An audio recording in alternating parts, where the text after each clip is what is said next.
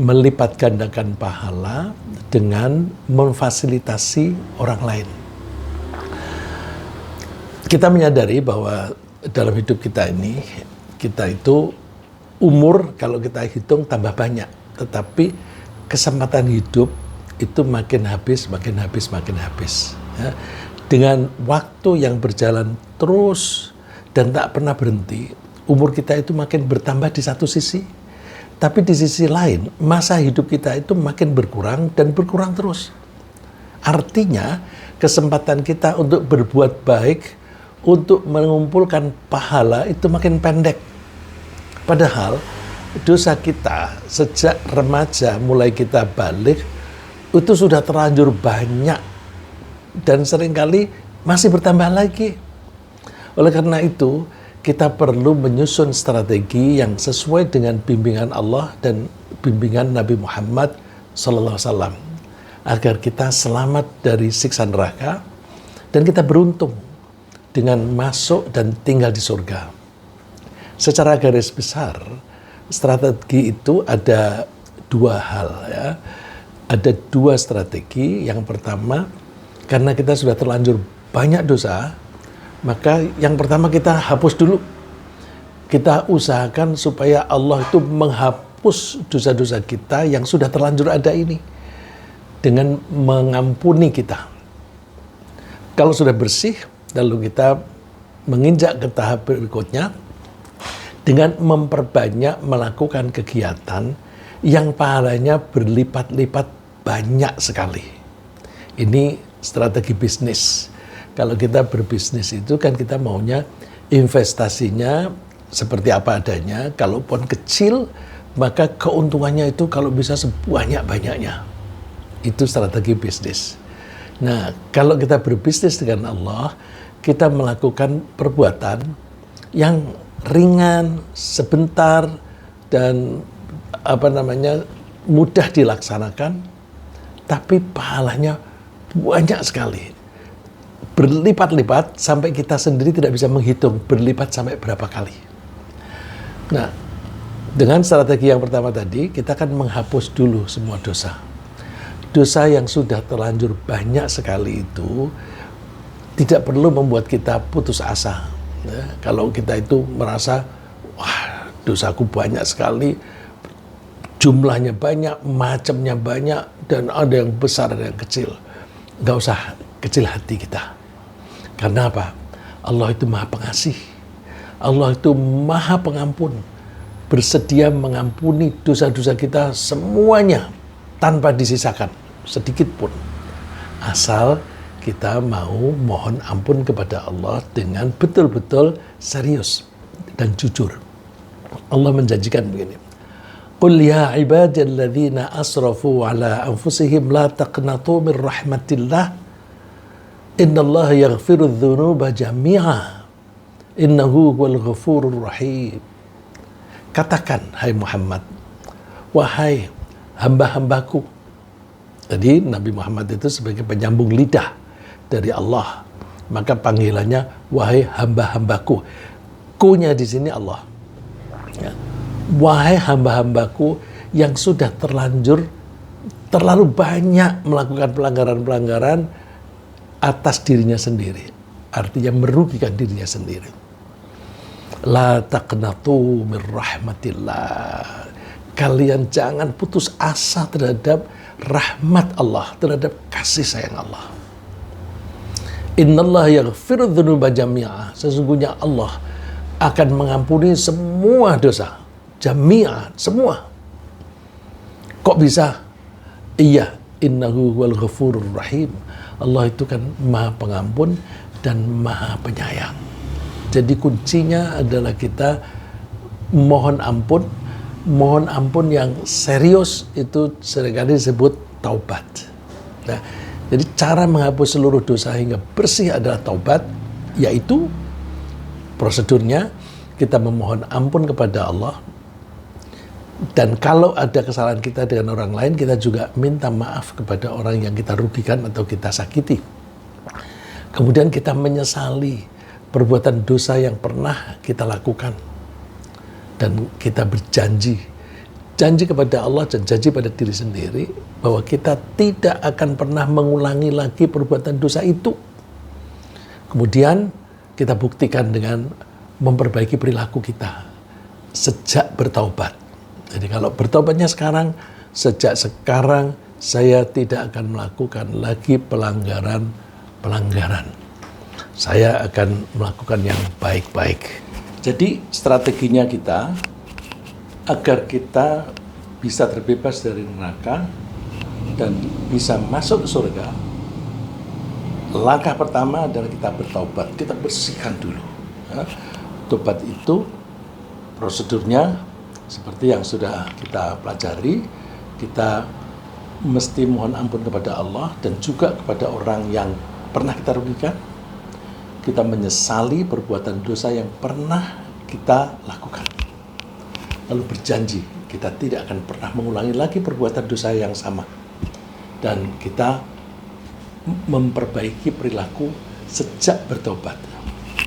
Jika kita bertobat dengan sungguh-sungguh, kita akan bersih dari dosa, bersih sama sekali. Bagaikan seorang bayi yang baru lahir. Seperti sabda Nabi SAW. At-taibu minadz dzambi kaman la dzambalah. Seorang yang bertaubat terhadap dosanya itu bagaikan seseorang yang tidak punya dosa sama sekali. Jadi seperti bayi yang baru lahir, yang belum pernah melakukan dosa. Memang dia belum mempunyai pahala, tapi dia tidak mempunyai dosa sama sekali. Nah, setelah bertobat untuk membersihkan diri dari dosa, kita berusaha melakukan perbuatan-perbuatan baik yang pahalanya berlipat-lipat. Mencari dan melakukan perbuatan yang pahalanya berlipat-lipat itu penting. Karena sisa hidup kita itu makin pendek. Bagaimana kita memanfaatkan waktu yang makin pendek. Dan apalagi kalau kita makin tua, tenaga kita makin lemah. Makin lemah. Kita mesti mencari strategi apa yang disebutkan oleh Allah dan Rasulnya yang kita lakukan ringan dilakukan, tetapi pahalanya berlipat-lipat. Berlipat-lipat itu supaya bisa mengkompensasi terhadap dosa-dosa kita yang sudah lalu. Nah, caranya antara lain, tentu yang wajib-wajib kita jalani dulu, ya, seperti sholat 5 kali itu kita jalani. Puasa Ramadan kita jalani. Zakat yang wajib kita jalani. Dan haji kalau kita mampu kita jalani. Nah, setelah itu kita lakukan perbuatan-perbuatan yang serupa tapi tidak diwajibkan. Sholat itu ada yang wajib, kemudian kita lakukan serupa sholat yang tidak diwajibkan. Nah, kalau kita diwajibkan hanya 5 kali sehari, kemudian kita tambah 1 kali lagi, maka 1 kali itu sebagai indikasi bahwa kita itu ingin membuktikan kepada Allah bahwa saya ini sungguh-sungguh dalam mengabdi kepadamu Allah. Karena perbuatan tambahan tadi, sholat tambahan yang sunnah, puasa juga begitu. Ramadan itu yang wajib, tambahi puasa Senin Kamis, puasa hari-hari putih dan sebagainya. Itu kita lakukan untuk menunjukkan bahwa kita ini betul-betul ingin tunduk patuh kepada Allah. Nah, karena yang sunnah-sunnah itu kita lakukan dalam rangka membuktikan ketaatan kita kepada Allah, maka itu seringkali disebut tatawwu'. Tatawwu' dari kata ta'ah. Ya, dari kata ta'ah. Tatawwu' itu artinya berusaha menunjukkan ketaatan kita kepada Allah. Nah, di antara kegiatan-kegiatan itu ada yang tidak sulit dilakukan, tapi perlipatan pahalanya bisa tidak terbatas. Antara lain apa itu? Memfasilitasi atau menolong orang lain. Memfasilitasi itu memberikan sarana-sarana, memberikan misalnya kalau itu membutuhkan perangkat peraturan, kita bikin peraturan. Kalau membutuhkan bangunan, kita sediakan bangunan. Kalau butuh waktu, kita kasih alokasi waktu. Ya, kalau misalnya kita ini pimpinan perusahaan, kemudian karyawan kita butuh sholat, kita sediakan musola, itu tempatnya, kita kasih alokasi waktu. Oke, kalian boleh sholat asar ketika tiba waktunya. Nah, itu kalau tidak diberi kesempatan tidak bisa melakukan. Maka memberi alokasi waktu untuk karyawan sholat itu termasuk memfasilitasi atau menolong. Jadi memfasilitasi orang lain untuk berbuat baik. Nah, pahalanya seberapa besar? Tergantung. Yang memanfaatkan fasilitas kita itu seberapa banyak. Yang memanfaatkan pertolongan kita itu seberapa banyak. Dan seberapa sering melakukan. Makin banyak jumlah orang yang memanfaatkan fasilitas itu, misalnya membuat masjid, makin banyak yang sholat di situ, misalnya masjidnya besar, nyaman, sehingga banyak orang yang datang ke situ. Itu berarti jumlahnya makin banyak. Frekuensinya juga makin sering. Nah, itu pahalanya akan makin banyak. Dalilnya, Allah berfirman, "May yashfa' syafa'atan hasanatan yakul lahu nasibum minha." Siapa yang menolong, yashfa' itu kata kerja, kata bendanya syafa'ah, syafa'atan.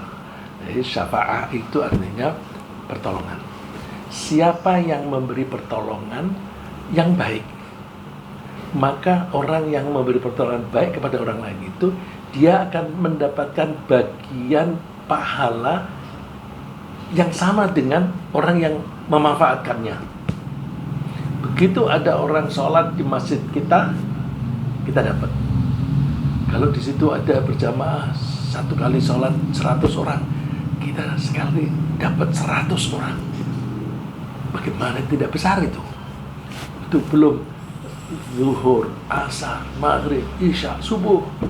Ditambah lagi pada sholat duha. Apalagi kalau diselenggarakan sholat malam.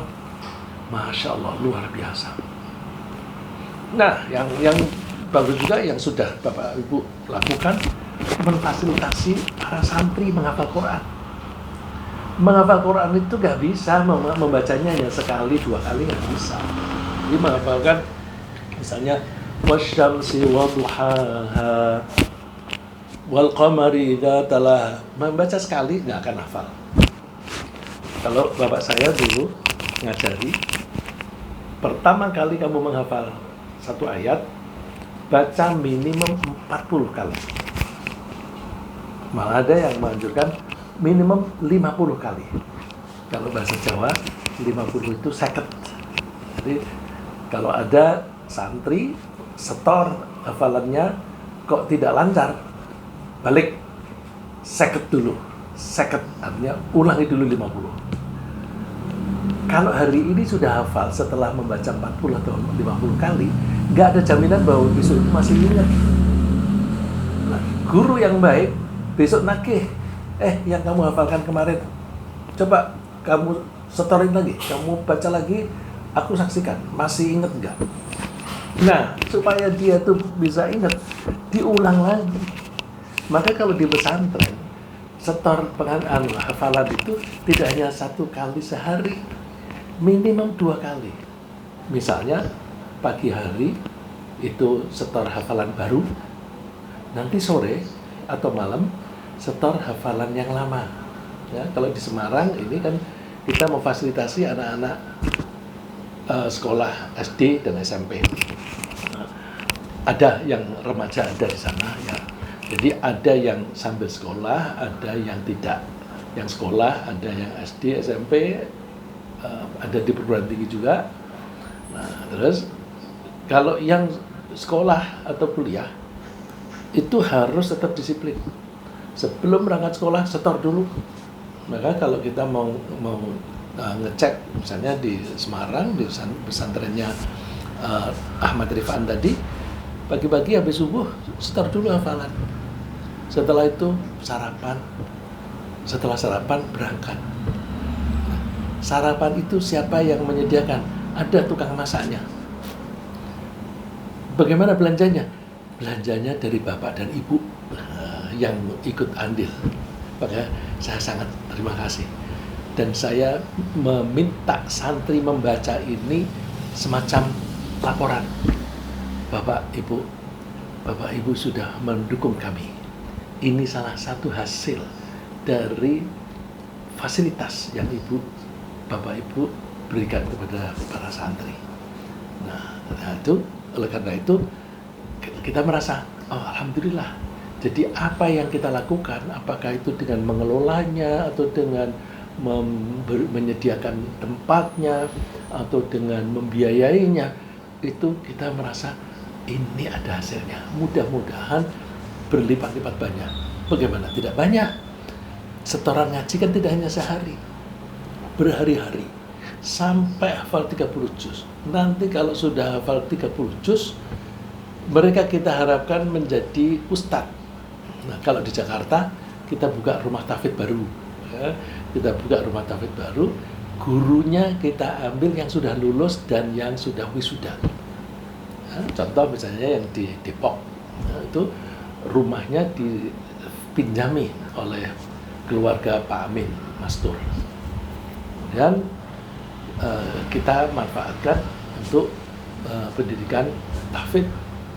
Nah, itu kita pilih yang sudah lulus dari kita, kemudian kita suruh ngaji di situ.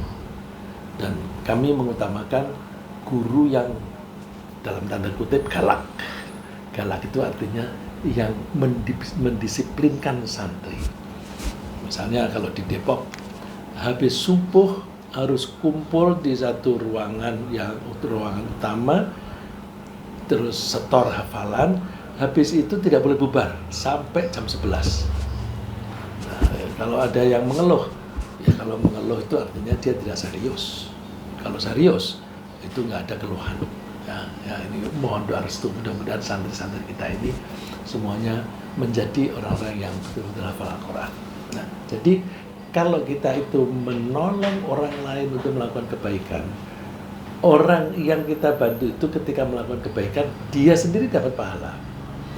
Kita yang memfasilitasi atau yang menolong juga akan dapat pahala yang sama besarnya tanpa mengurangi pahala dia. Tapi hati-hati, kalau ada orang menolong orang lain dalam perbuatan buruk, dosanya dia juga dapat. Ya, lanjutan dari hati ini, وَمَنْ يَشْفَعْ شَفَاعَةً سَيِّئَةً يَكُنْ لَهُ كِفْلٌ مِنْهَا. Siapa yang menolong orang lain dengan pertolongan yang buruk, maka dia akan mendapatkan bagian. Jadi kalau misalnya ada orang membelikan minuman bir, yang minum itu dosa, yang membelikan dosa. Jangankan membelikan itu kan, yang membelikan itu kan mengeluarkan duit. Bisa juga menolong tapi dapat duit. Jadi sopir truknya misalnya, truk yang mengantarkan bir, dia dapat gaji, tapi dia menolong kalau satu truk itu berapa ribu botol. Anggaplah misalnya 1000 botol. 1000 diminum berapa orang? Ada kalanya satu botol satu orang. Tapi ada kemungkinan satu botol dibagi bertiga. Setiap orang yang minum, mereka dosa. Dan dosa yang sama besarnya diberikan atau ditanggung oleh yang menolong. Termasuk menolong mengantarkan minuman ini dari pabrik ke toko. Makanya kita jangan pernah menolong orang yang berbuat buruk. Ya. Kalau seperti korupsi itu kan perbuatan buruk. Nah, itu kalau menolong kerjasama, dosanya akan berlipat-lipat gitu. Ya. Jadi ini salah satu strategi untuk memperlipat gandakan. Contohnya misalnya, bagi seseorang yang mempunyai dana yang cukup, dia bisa membangun masjid, silahkan bangun masjid. Ya. Untuk masyarakat umum. Nah, sekarang ini ada kesempatan ini, ya, ada kesempatan Babus Salam itu berencana mau membeli tanah di sebelahnya, di sebelah baratnya masjid. Seharga, nanti kalau ada yang kurang jelas atau saya khawatir salah ngomong, tapi ancar-ancar, ya. Dulu pernah ditawarkan 12 miliar, tapi dulu, sekarang nggak tahu harganya menjadi berapa. Nah, itu kalau Masjid Babus Salam bisa membeli itu akan menjadi perluasan masjid. Siapa yang membeli? Ya kita-kita. Kalau kita andil, aku bisa gak pengen punya saham di situ. Sahamnya 1 juta, berikan 1 juta. Aku kepengen 1 miliar, berikan 1 miliar. Nah, itu nanti setiap kali masjid yang diperluas ini dipakai oleh orang-orang untuk beribadah, yang memfasilitasi, yang mengikut peserta di dalam membeli itu akan dapat pahala. Nah, ini ada kesempatan. Wah, itu kalau membangun masjid baru atau memperluas itu kan mahal. Oh, ada kesempatan di Babus Salam itu. Sekarang lagi dikerjakan atau disiapkan lift. Karena sholat di Babus Salam itu di lantai atas. Sedangkan para jamaah sekarang banyak yang makin senior. Nah, dan itu alasannya pengajian kita ini tidak bisa dari masjid karena para jamaah yang senior itu tidak bisa hadir atau tidak bisa berlama-lama. Nah, maka difasilitasi dengan Zoom ini. Itu alasannya itu. Dan nanti supaya para jamaah yang senior itu bisa naik, difasilitasi dengan lift. Bapak Ibu bisa ikut. Aku mau bantu itu. Nanti setiap ada yang memakai lift itu naik, turun dan sebagainya, itu kita akan dapat. Bapak Ibu akan memperoleh pahalanya yang sama. Ya. Jadi bagi seseorang yang membangun masjid untuk kepentingan umum, dia akan memperoleh pahala dari menolong orang yang memanfaatkan masjid itu. Memanfaatkannya tidak hanya sholat kan, mulai dari buang air kecil, terus berwudu, bahkan kadang-kadang ada orang yang buang air besar. Itu kan masalah itu. Nah, masalah itu harus diselesaikan. Memfasilitasi penyelesaian itu supaya nanti sholat bisa khusyuk. Ya. Kalau menahan pipis atau menahan buang air besar, sholatnya nggak khusyuk. Bahkan masjid-masjid menyediakan fasilitas itu supaya orang-orang khusyuk. Jadi kalau misalnya, wah ini kamar mandi nggak berhubungan langsung dan enggak, itu berhubungan langsung. Karena sholat itu harus khusyuk. Nah, kemudian kalau ada orang berzikir di situ, orang mengikuti pengajian di situ, membaca Al-Quran di situ, dan iktikaf di situ, Masya Allah, tak terhingga perlipatan pahalanya, dan tak putus-putus aliran pahalanya itu. Sepanjang masjid itu masih dipakai, maka pantaslah jika Allah menjanjikan akan menyediakan rumah tinggal bagi orang yang membangun masjid. Rumah tinggal di surga. Ya. Sahabat Utsman bin Affan radhiyallahu an ketika dia memperluas masjid, ada yang ngeritik, kok masjidnya Rasulullah diubah-ubah. Gitu. Utsman mengatakan, aku dengar Rasulullah mengatakan, man bana masjidan yang bagi bihi wajhallah banallahu lahu mithlahu fil jannah. Siapa yang membangun masjid dalam rangka mencari ridho Allah, maka Allah akan membangunkan bagi dia rumah yang sepadan dengan itu di surga. Sepadan itu kan relatif ya. Sepadan itu, oh masjidnya kecil, nanti rumahnya di sana kecil. Ya, secara fisik bisa begitu. Tapi kalau masjid itu dimanfaatkan orang yang banyak sekali, maka rumah di sana kan bisa makin besar.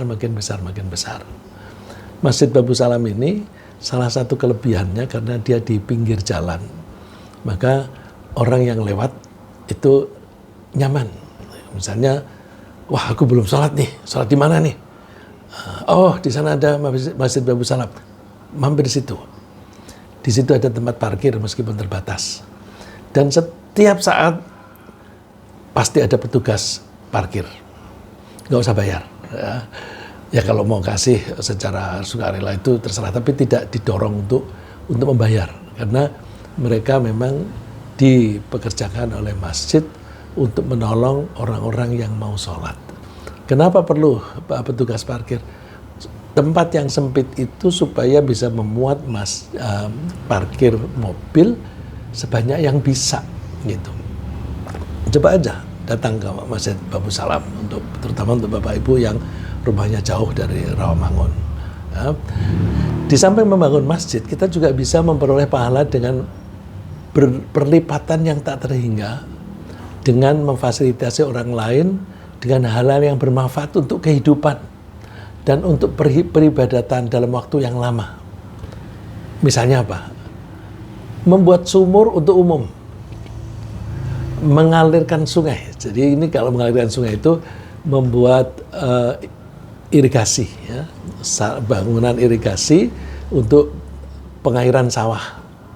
Oh, itu setiap hari kan mengalirkan air untuk sawah sehingga sawah-sawah itu bisa subur. Nanti subur itu menjadi rizki bagi orang yang mengelola sawah itu. Setiap orang yang makan dari hasil itu dan yang mendapatkan keuntungan dari situ, mereka bukan hanya dapat keuntungan saja, tapi mereka juga dapat pahala kalau niatnya karena Allah. Misalnya mereka menanam padi, keuntungannya untuk konsumsi keluarga mendapatkan konsumsi supaya bisa melaksanakan kewajiban-kewajiban Allah. Kalau perut lapar tidak bisa melaksanakan kewajiban Allah dengan baik, supaya hasilnya itu bisa dipakai untuk membiayai anak-anak untuk belajar. Oh, pahalanya banyak. Misalnya lagi menanam pohon berbuah, apa saja. Terus juga mengajarkan ilmu dan memberi mushaf. Ini saya sebutkan beberapa karena Rasulullah sendiri menyebut ada 7 macam yang Rasulullah sebutkan. Tentu masih banyak lagi kalau kita mau mencari cara-cara yang lain.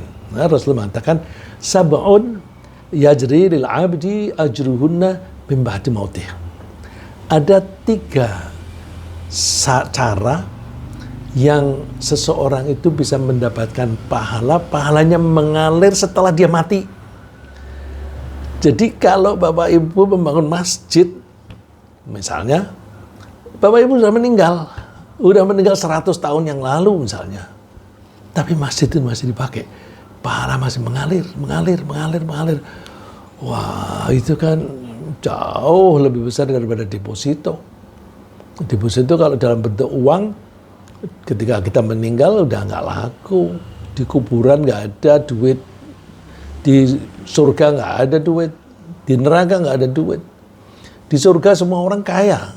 Kalau semua orang kaya, semua orang punya apapun yang dibutuhkan. Kita mau menjual, siapa yang mau beli? Oh, nggak ada yang butuh. Kalau di neraka, mereka lapar, mereka sakit, kita jualin, mereka nggak punya duitnya. Dari mana mereka dapat duit?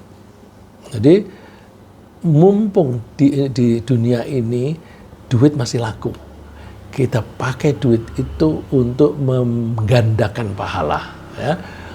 Bukan hanya menggandakan. Kalau menggandakan kan itu double itu 1 menjadi 2, 2 menjadi 4, tapi lipat gandakan. Ya. Apa itu? Rasulullah mengatakan 7 hal ini akan mengirimkan pahala kepada seseorang meskipun dia sudah mati, wa huwa fi qabrihi, padahal dia sudah dikubur. Rasulullah kasih contoh, man 'allama ilman, orang yang mengajarkan ilmu. Bapak Ibu bisa membaca Al-Qur'an, ya udah sebisanya itu. Terus aku mau ngajari anak-anakku sendiri atau cucu-cucuku sendiri supaya bisa baca Quran. Terus kalau memungkinkan panggil tetangga, cucu kamu biar bergairah, ajak teman-temanmu ngaji ke sini. Jadi asalnya ngajari cucu, terus cucu ngajak teman, lama-lama makin banyak. Wah, pahalanya nggak berhenti-berhenti itu.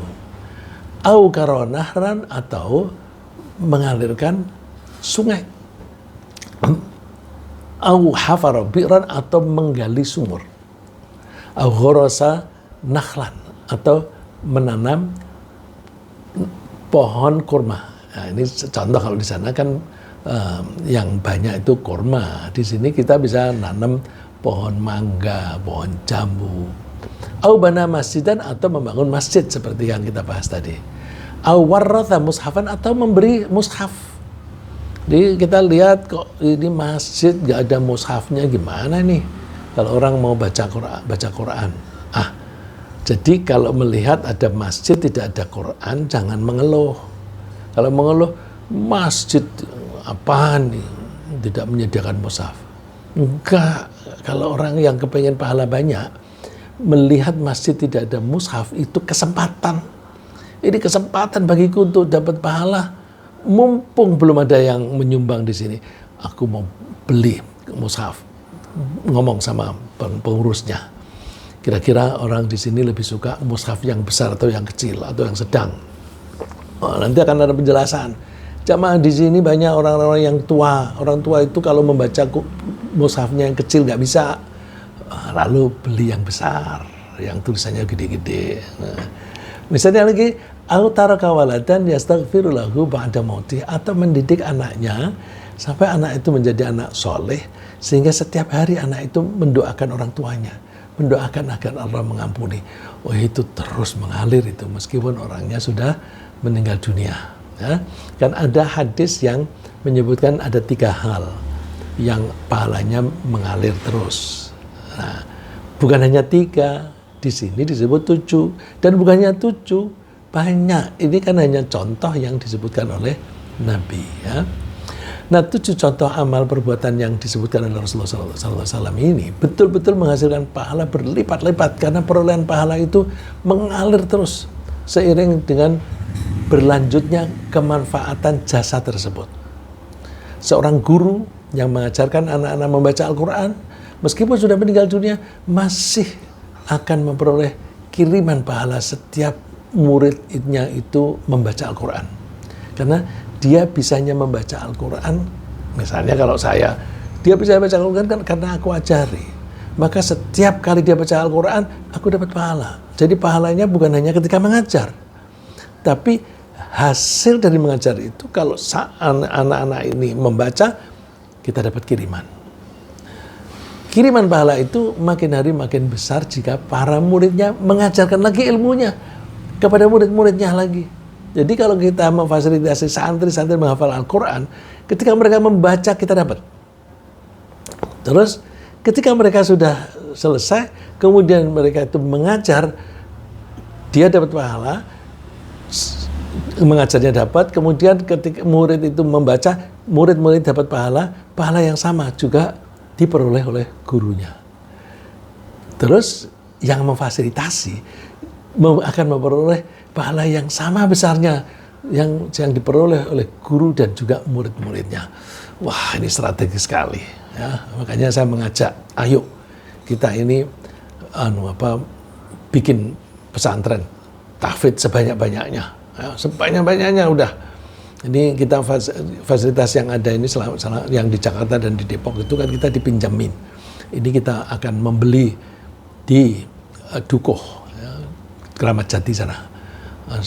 Itu harganya sekitar 1,5 miliar, tapi kita cukup membayar 600. Nanti kita tambah lagi 200-an untuk renovasi. Alhamdulillah sudah terkumpul dana sekitar 450. Terima kasih Bapak-bapak dan Ibu-ibu. Tapi masih kurang, ya. Siapa yang mau andil silakan. Dan perlipatan ini akan terus berlanjut jika ilmunya diteruskan lagi oleh orang-orang dari generasi ke generasi berikutnya. Orang-orang yang secara gotong royong membangun saluran irigasi juga begitu. Karena setiap kali orang memanfaatkan itu untuk pengairan sawahnya, itu mereka mendapatkan manfaatnya. Nah, yang memfasilitasi dapat pahalanya. Dan itu dikirimkan selama irigasi itu berjalan. Oleh karena itu kalau kita misalnya memfasilitasi irigasi semacam itu, kita sendiri ngecek ada yang bocor nggak, apa jangan-jangan itu menjadi kering. Kita hidupkan kembali. Jadi kita tidak hanya membangun yang pertama kali, tapi kita ikut menjaga supaya ini tetap bermanfaat gitu. Ya. Lagi seorang yang menanam pohon berbuah, juga banyak menerima pahala sedekah. Sepanjang buahnya atau bagian darinya dinikmati oleh orang-orang dari generasi ke generasi. Pahala itu tidak hanya sedekah kepada manusia. Pohon yang berbuah itu biasanya kan makin hari makin besar. Itu juga sarana untuk mencari makan bagi binatang-binatang. Antara lain burung, kupu-kupu. Terus itu kupu-kupu kan suka nelor di situ, kemudian jadi larva. Larvanya itu makan daun di situ. Itu sedekah itu sedekah. Jadi ada larva atau orang kita bilang ulet gitu ya, makan begitu. Ya kalau pohon gede itu dimakan gitu nggak apa-apa, nggak khawatir habis, nggak apa-apa. Nanti ada binatang lain yang memanfaatkan. Burung datang, kalau ada ulet dimakan. Nah, ya memang itu makanan juga bagi burung. Nah, ketika burung ini makan ulet dari pohon itu, yang menanam juga dapat pahala karena dia telah bersedekah kepada burung itu dan seterusnya. Nah, demikian juga orang yang menggali sumur yang airnya terus-menerus dimanfaatkan oleh orang banyak dari generasi ke generasi. Kalau sekarang ini bisa juga kita bikin sumur, kemudian kerannya kita alirkan di luar. Di Rawamangun ada satu orang yang membuat semacam itu. Keran-keran di luar itu ada beberapa. Lalu siapapun mau mengambil bebas tanpa bayar. Ada yang bawa galon. Ya kebanyakan bawa galon. Dan galon itu tidak hanya 1, 2. Kadang-kadang beberapa terus pakai bajai. Airnya gratis.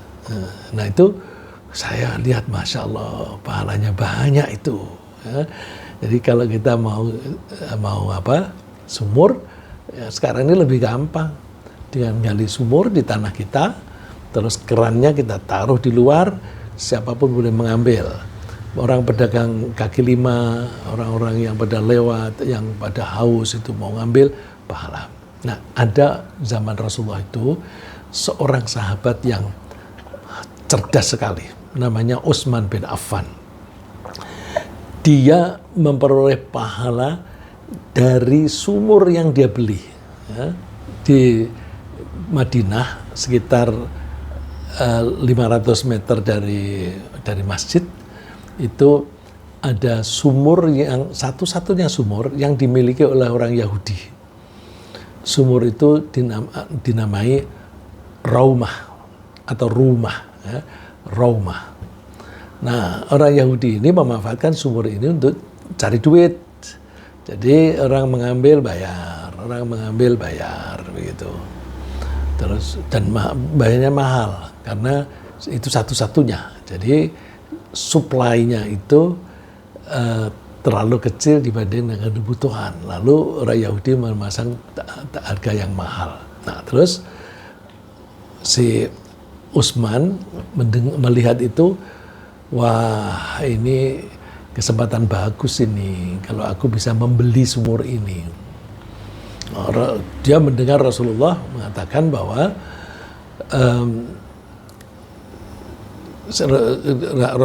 sahabat Utsman bercerita, Rasulullah mengatakan bahwa siapa yang membeli sumur Raumah maka Allah akan mengampuni dia. Rasulullah menyebut nama sumur itu khusus karena memang satu-satunya yang ada. Man yabta'u bi Raumah ghafarallahu lah. Siapa yang mau membeli sumur itu Allah akan mengampuninya. Terus Utsman mendengar itu, langsung dia negosiasi dengan pemiliknya. Dia mau membeli, nggak boleh. Terus tapi kemudian akhirnya Utsman itu membujuk, gini aja deh, aku beli separuh. Jadi kalau aku beli separuh, kamu kan dapat cash jumlah banyak sekaligus. Terus dari sumur yang kamu miliki separuh itu, kamu masih bisa jual. Wah iya ya, Wah, tergiur dia. Lalu dibelilah sumur itu oleh Utsman. Tapi hanya diberi saham separuh. Jadi separuh harga.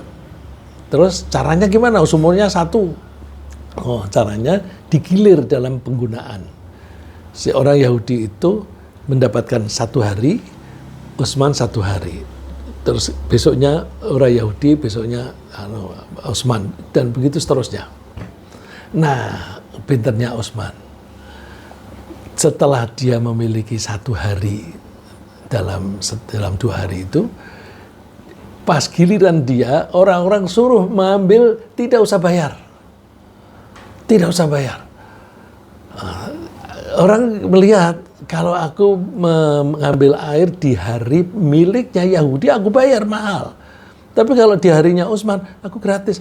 Oh, orang pada milih harinya Utsman. Akhirnya pada harinya orang Yahudi gak ada yang mau beli. Gak ada yang mau ngambil air dari situ. Terus ngeluh dia. Waduh, aku jadi kehilangan pendapatan ini.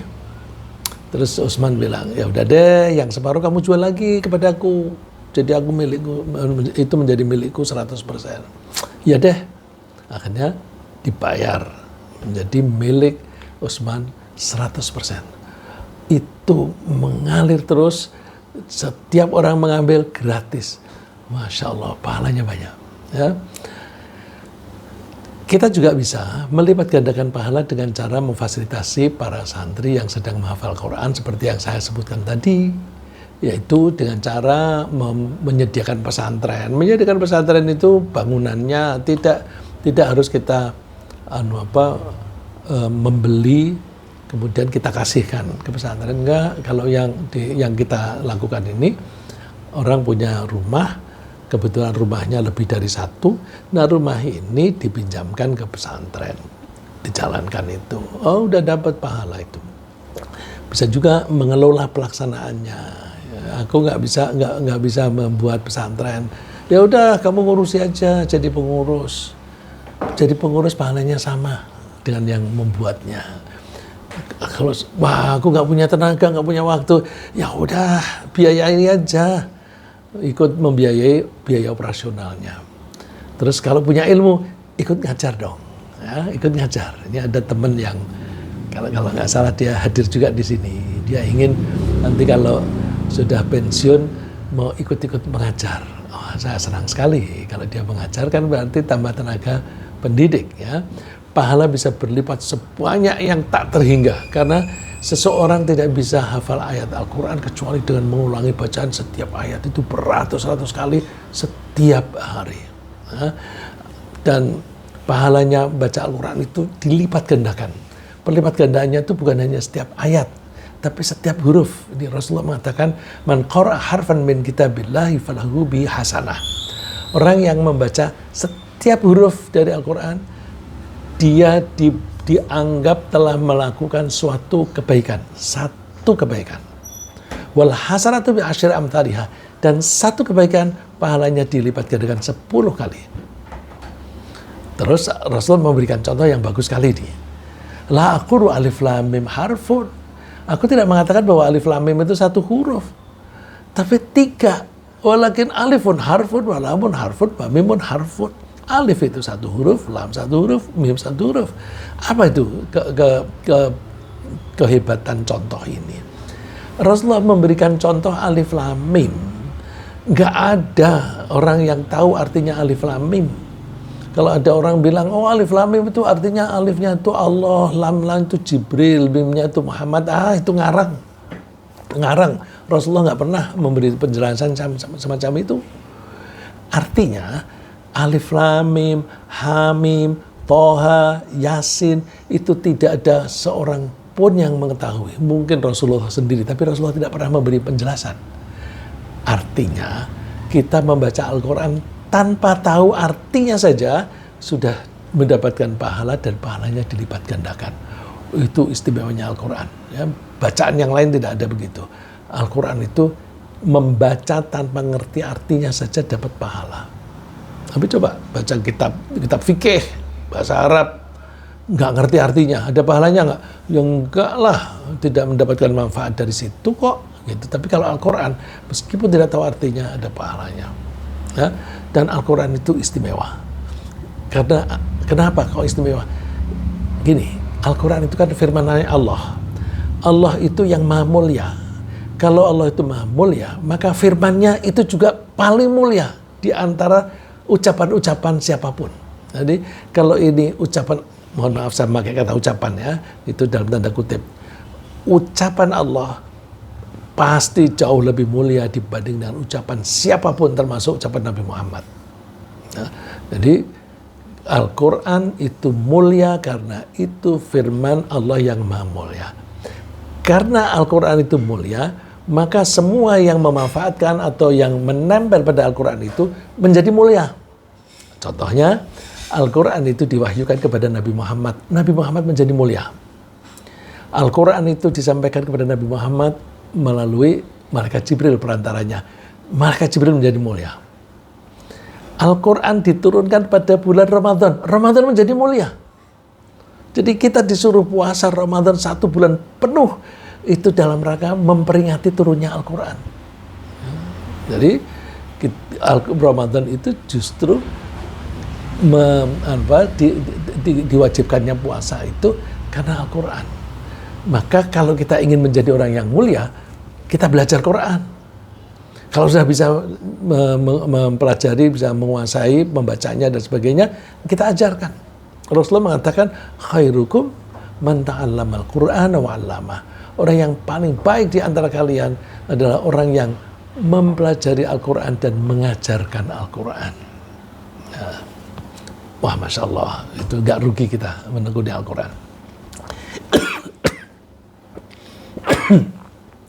Kita juga bisa,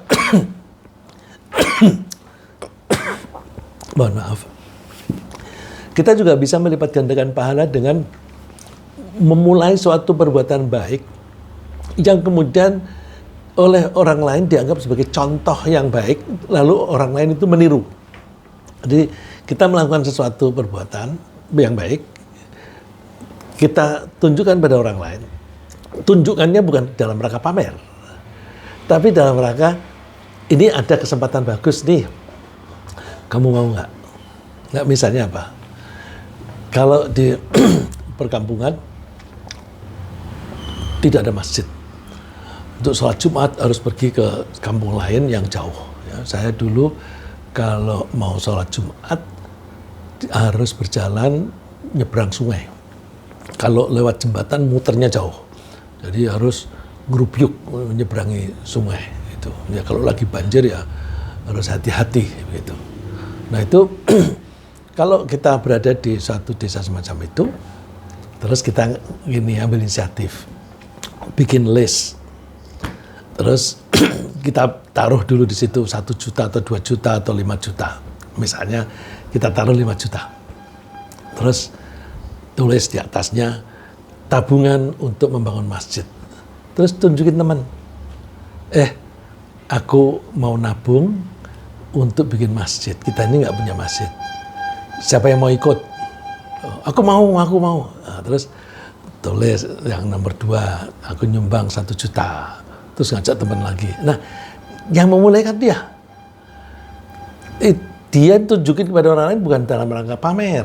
Kalau pamer, pahalanya hilang. Tapi dalam rangka mengajak-ngajak. Ya, mengajak-ngajak. Kalau untuk masjid, ya jangan nyumbangnya, jangan hanya 100.000 lah. Gitu. Terus kasih contoh 5 juta atau 10 juta. Nah, lalu ketika orang lain itu meniru, setiap kali orang menyumbang, orang yang pertama yang menginisiatifi tadi, dia akan dapat pahala. Wah, enak sekali. Dia misalnya nyumbang 10 juta. Ya, dia sudah dapat pahala itu. Kemudian ada orang menyumbang 10 juta, dia dapat lagi. Orang menyumbang 100 juta, dia dapat lagi. Ya, Masya Allah. Jadi memberi contoh keperbuatan baik ketika itu ditiru oleh orang lain, maka orang yang beri contoh itu akan mendapatkan pahala yang sama dengan pahala yang diperoleh oleh yang meniru. Rasulullah mengatakan, man sanna sunnatan hasanatan fa umila biha kana lahu ajruha Wa mithlu ajri man amila biha la yanqusu min ujurihim syai'a. Wa man sanna sunnatan sayyi'atan fa umila biha kana 'alaihi wizruha wa wizru man amila biha min ba'dihi la yanqusu min auzarihim syai'a. Ya. Barang siapa melakukan suatu contoh perbuatan yang baik, kemudian contoh tersebut dikerjakan dan dilakukan oleh orang lain, maka dia akan mendapatkan pahalanya sendiri dan pahala orang yang mengikutinya, yang meniruinya, tanpa mengurangi pahala orang yang meniru tadi. Dan barang siapa sebaliknya memberikan contoh perbuatan yang buruk, kemudian dicontoh orang lain, maka setiap kali ada orang yang meniru perbuatan dia yang buruk, orang yang meniru itu dapat dosa, dan yang memberi contoh dapat dosa yang sama besarnya. Kalau yang meniru 1000 orang, itu seberapa banyak itu dosanya. Ya, karena itu kita sering-seringlah ngasih contoh, menata hati. Aku tidak bermaksud pamer, tapi aku bermaksud memberi contoh supaya orang-orang meniru. Ya, jadi misalnya kalau ada saudara yang sakit atau teman-teman kita ada yang sakit, wah ini dia biayanya banyak nih. Terus ayo kita nyumbang. Terus siapkan kertas, bikin list, ya. Terus nulis pertama, aku nyumbang 10 juta. Terus, oh pamer, mentang-mentang duitnya banyak, terus kan, enggak, niatnya bukan pamer. Aku ingin memberi contoh. Pengobatan dia itu ratusan juta. Kalau kita nyumbangnya hanya 100.000, enggak keuber itu. Jadi nyumbang yang cukuplah. Ya, jadi memberi 10 itu supaya jumlah itu ditiru oleh orang lain. Maka setiap kali ada orang nyumbang, dia dapat pahala.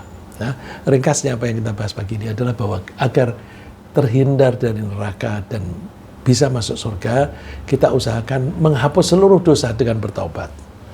Kemudian kita berusaha memperoleh pahala dengan berlipat-lipat dengan cara memfasilitasi orang lain melakukan kebaikan.